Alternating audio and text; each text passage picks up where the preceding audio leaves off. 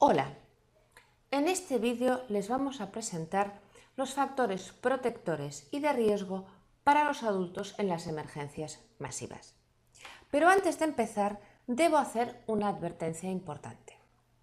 Este vídeo está diseñado como complemento al vídeo 3.6 en el que se explican los factores protectores y de riesgo de las crisis cotidianas. Y para evitar duplicidades, en este vídeo solo nos vamos a referir a lo que es distinto en las emergencias masivas de las crisis cotidianas. Por lo tanto, si usted no hubiera visto el vídeo 3.6, le recomendamos que primero visione ese vídeo, el 3.6, y luego vuelva al actual, el 3.7, para poder seguir mejor las explicaciones y aprovechar su contenido. ¿Cuáles son los rasgos diferenciales en las emergencias masivas? Bien, contemplamos 4 características negativas y un factor protector positivo. Entre las características negativas que van a potenciar los factores de riesgo, tenemos que las emergencias masivas afectan normalmente a un gran número de personas. Además, suelen generar mucho interés mediático y eso da una alta presencia de medios de comunicación en el escenario de la emergencia y en el escenario donde los familiares de las personas afectadas se están reuniendo y son informadas.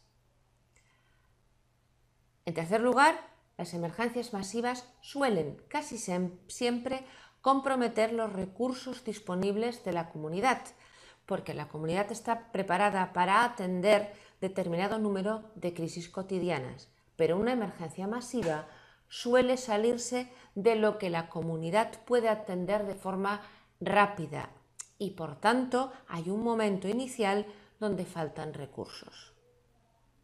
Y si la emergencia masiva, además, está causada por un desastre natural, puede muy bien ser que se vean alteradas y rotas las infraestructuras, lo cual va a generar más dificultades. Estas 4 características lo que generan es una cierta situación de caos en el inicio de gestión de la emergencia. Y este caos y este desbordamiento va a dificultar seguramente la recuperación de las personas porque va a subir, como ustedes ya han visto previamente, los niveles de activación de las personas afectadas. A cambio, el factor protector es que las emergencias masivas suelen provocar una amplia empatía de la comunidad que se vuelca en atender a los afectados y en mostrar su solidaridad. Y esto les va a ayudar a recuperarse antes. Veamos ahora de qué estamos hablando cuando estamos hablando de emergencias masivas. Bien, las clasificamos en 4 categorías. En primer lugar están las catástrofes naturales, los incendios, las inundaciones, los terremotos, todas las situaciones en las que la naturaleza, por un motivo previsible o no previsto, se desata y genera daño, pérdida de vidas humanas, heridos y pérdidas materiales. En segundo lugar están los atentados, donde también se producen pérdidas de vidas humanas, heridos y daños materiales, pero en este caso causados de forma voluntaria por unas personas que deciden acabar con alguna infraestructura o con la vida de sus conciudadanos. En tercer lugar están los grandes accidentes. Los medios de transporte masivos, tren, barco y avión, no suelen tener muchos accidentes, pero cuando lo tienen afectan a muchísimas personas. Y aunque a veces estos grandes accidentes no tengan un gran número de víctimas mortales, afortunadamente, son muy aparatosos y por lo tanto elevan la posibilidad de traumatización de las personas que viajan en ese medio de transporte en el momento del accidente. Y en una cuarta categoría colocamos todos los otros incidentes que no pueden caber en las 3 categorías anteriores. Por ejemplo, un hundimiento de un edificio pero no por un atentado, una explosión de gas, cualquier tipo de incidente que genera gran cantidad de daño material y posiblemente víctimas. ¿Cuál es el problema principal de las emergencias masivas? Un poco lo he explicado ya anteriormente. En la gestión de las emergencias masivas, por la gran cantidad de personas afectadas y posiblemente por la afectación de la infraestructura, es casi inevitable que se produzca un cierto caos. Y este caos, que tiene que ver con que lo prioritario es salvar vidas y tratar de ayudar a los heridos, genera falta de información. Ustedes ya han aprendido que las dos cosas son factores que dificultan la respuesta a un incidente crítico. Por lo tanto, si tenemos una cierta situación de desbordamiento y falta de información, no por mala voluntad, sino simplemente porque hay otras tareas prioritarias antes de informar, vamos a generar victimización secundaria. Y esta victimización secundaria es el principal factor de riesgo asociado a las emergencias masivas. ¿Qué es la victimización secundaria? ¿De qué estamos hablando cuando hablamos de daño secundario? Bien, este es un concepto muy importante. En cualquier incidente crítico cotidiano o masivo, distinguimos el daño primario del daño secundario. El daño primario es el que se produce de forma directa por el impacto del incidente crítico. Un edificio se hunde por una explosión de gas y genera una cantidad determinada de personas fallecidas, pongamos 5, una serie de personas heridas, pongamos 20, y 50 personas afectadas que vivían en ese edificio, que están ilesas, pero que han perdido su casa y quizás sus pertenencias. Daño primario. A partir de este daño primario, que cuando las personas que vamos a ayudar a los afectados llegamos no se ha podido evitar, aparece un segundo daño relacionado con la gestión del daño primario. Es decir, cuando las personas que han perdido un ser querido tienen que peregrinar por los hospitales para que les den información, cuando los heridos tardan muchas horas en saber de sus otros familiares, cuando la gestión de la información y de las pertenencias de esa persona, de esas personas que habitaban el edificio, es deficitaria, estamos produciendo daño evitable, en el sentido de que es un daño que se genera después del daño primario, en la gestión del incidente crítico. Entenderán ustedes perfectamente que para las personas que intervenimos y para ustedes como proveedores de los primeros auxilios psicológicos, la principal tarea que hacemos desde el momento que llegamos a un escenario de una emergencia masiva es tratar de evitar el daño secundario.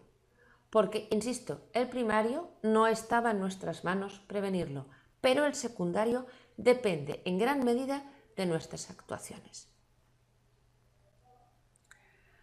Le recomendamos que en este sentido repase brevemente los conceptos de factor protector, factor de riesgo y de vulnerabilidad que hemos expuesto en el vídeo 2.5 porque le ayudarán a entender la diapositiva que viene ahora y que habla de los factores protectores en las emergencias masivas. ¿Cuáles son esos factores protectores? Bien, los hemos clasificado en 3 categorías. Tenemos factores protectores dentro de la situación.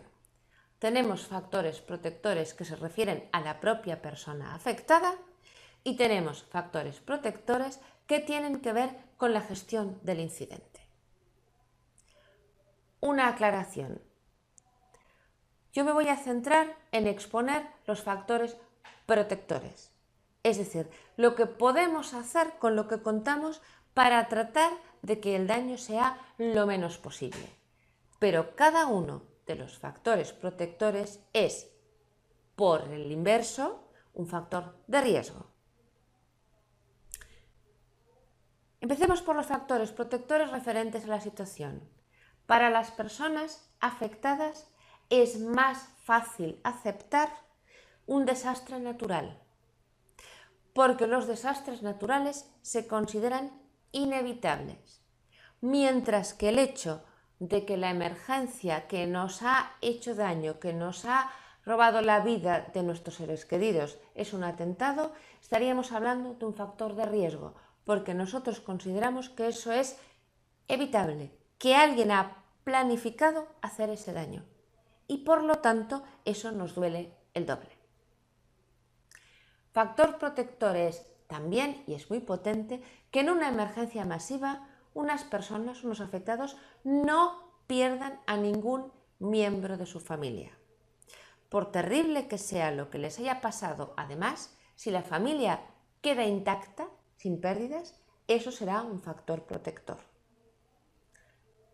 En analogía a este factor, si tenemos la suerte de que en una familia, además, las personas tampoco resultan heridas, tenemos otro factor protector, porque no registrar personas heridas con daño físico nos ayuda a superar antes lo que nos haya ocurrido. Y un factor protector que quizá les sorprenda, que la emergencia masiva ocurra de día. Se ha visto en los estudios que aquellas emergencias masivas que pasan de noche generan más terror, porque por la noche no se ve, porque estamos más indefensos, porque muchas veces estamos en la cama y en pijama y todos esos factores nos hacen estar más asustados, más vulnerables y eso se convertirá en un factor de riesgo. ¿Cuáles son los factores protectores en una emergencia masiva que tienen que ver con la persona, con cómo es una persona que se ve involucrada en una emergencia masiva? Bien, la primera de ellas, que sea una persona que tenga una buena capacidad de afrontamiento del estrés. Ser capaz de gestionar situaciones difíciles, tener cierta experiencia de haber superado otras situaciones problemáticas, le va a ayudar a salir de la actual emergencia. Por supuesto, un segundo factor es contar con una buena red social de apoyo. Y todos los factores que hemos ido viendo en la resiliencia, es decir, todos los factores que potencian la resiliencia personal de una persona, también nos ayudarán en la respuesta a la emergencia pasiva. Un último factor protector en las emergencias masivas es que la persona no niegue, no se disocie durante mucho tiempo. Lo explico en otras palabras. Cuando nosotros llegamos a una emergencia masiva, veremos siempre un determinado número de personas a las que les cuesta mucho asumir lo que está pasando y que están negando y tratando de convencerse de que en el fondo no pasa nada. Esa actitud es un factor de riesgo, mientras que las personas que relativamente rápidamente entienden lo que está pasando y lo que implica, eso sería un factor protector. Y finalmente, y estos son los que más nos interesan a nosotros cuando estamos interviniendo, están los factores protectores que tienen que ver con la gestión del incidente. Saben ustedes que cuanta más tranquilidad haya, más bajo será el nivel de activación y por lo tanto estaremos protegiendo a los afectados del riesgo de sufrir traumatizaciones importantes. Pero habrán intuido también lo difícil que es. Mantener la calma y la tranquilidad y bajos niveles de activación en emergencias masivas es muy, muy difícil. Me atrevo a decir incluso infrecuente. ¿Qué más es un factor protector en emergencias masivas? Tener disponible información de calidad. Y ahí tenemos más posibilidades de intervenir. Es importante que ustedes recuerden, como proveedores de primeros auxilios psicológicos, que la información ayuda y la información debe estar presente siempre. Y si ustedes no tienen nueva información, traten de explicar que no tienen nueva información, pero que dentro de 30 minutos, de 45 minutos, tratarán de ofrecer más información para que las personas puedan saber que usted está haciendo lo posible e imposible para informar.